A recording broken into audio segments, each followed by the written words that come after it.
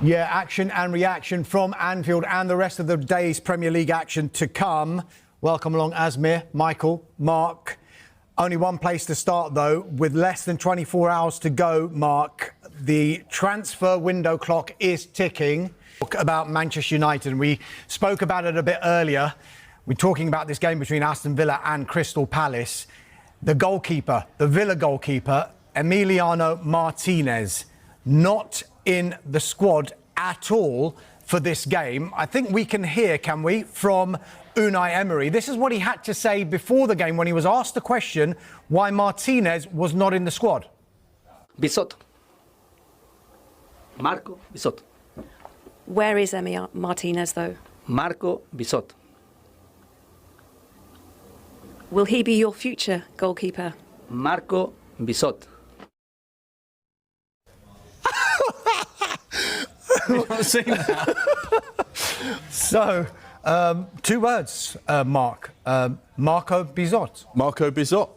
Where are we with Emiliano Martinez then? Because it looks pretty significant that he's not involved at all tonight. Marco Bisotto. Marco Bisotto. I know you've had your questions. Thank you very much. Yeah. He was nabbing me then. I was wondering what's happening here. You know, it amuses me when I see that kind of a situation. Juliet Farrington just trying to ask the questions that the Aston Villa fans want the answers to. This is a goalkeeper they've had a huge relationship with, who's been a big part of their success. He's had huge personal success as well in the game over the last few years. There's been all this speculation throughout the course of the summer. Is he going to Manchester United? Is he moving on? Is he going to be Villa's number one? And we're just trying to find out the answers for the fans. And we want to know what's going to happen. The fact that he's not involved with this Aston Villa side would suggest there is a possibility he could be heading to Old Trafford. We know that Manchester United are in the market for a goalkeeper. There's been a couple of names on their radar. What happens over the next 24 hours or so, we don't know.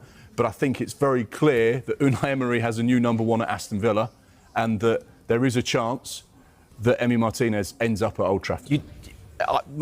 Unai Emery has sounded frustrated for quite a few weeks now. One of usually the most mild-mannered, most friendly, warm managers I've had the pleasure of interviewing. You've interviewed him, Darmish, you've interviewed him. But there's something about he's not happy, is he? And it's not just about Emi Martinez. I think there's a real frustration at Aston Villa because this is a football club that have very wealthy owners, huge ambition. They have a proud history of competing in European football and challenging at the sharp end. They can't get to that table because of the PSR and FFP rules. And I think that's where the frustration comes. And you speak to anyone, you know, you go into a football club, you build a good squad, you try and improve it, you try and compete, you try and get better every single season. But when you've got rules in place that stop you improving and selling your best players, it's almost like you're running through mud. What am I supposed to do? Or what, just reinvent the team every single summer? It's not possible. You can't just go and sign players, bring them in, and they're a brilliant replacement for the players we've just sold. And I think that's where the frustrations come from Unai Emery and from the Aston Villa fans. Just on the goalkeeping situation at Manchester United, we are told that internal discussions at Manchester United over their next steps with regard to signing a goalkeeper are continuing. You mentioned the other option that they have. His name, Lammens, is from Royal Antwerp. Aston Villa, we think that they made an inquiry yesterday, but they haven't pursued it. And Emiliano Martinez, of course, is another player who United are interested in. We are told that both keepers are keen on a move to Old Trafford.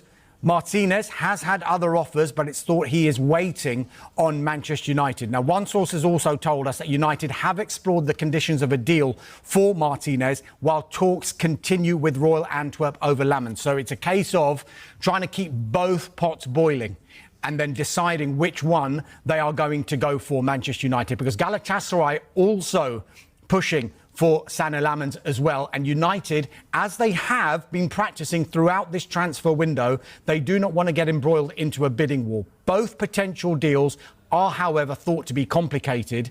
And so, given the time left in the window, there is still a chance, Asmir, that United won't sign a keeper before the deadline. If they do, and you were holding the purse strings at Manchester United, you were in the recruitment team at Manchester United, who would you go for, Martinez or Lammens? Yeah, I think you have to go for Emiliano Martinez. I think they've had, a few issues in trying to replace David De Gea for quite some time now.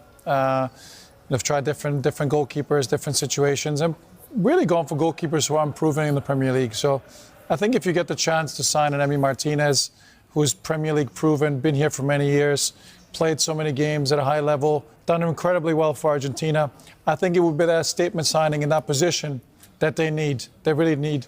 And I think he's one that can be there for the next few years. Manchester United are closing in on a sensational move for world-class goalkeeper Gianluigi Donnarumma, with reports indicating that negotiations are at an advanced stage. Sources close to the club suggest that United are determined to strengthen their goalkeeping department ahead of the new season, and Donnarumma has emerged as the top target. Newly appointed manager Ruben Amorim is believed to be directly involved in pushing for this transfer, seeing Donnarumma as a key figure in his project to rebuild Manchester United and restore them to the top of European football. Amorim has made it clear that elite players are needed to execute his long-term vision at Old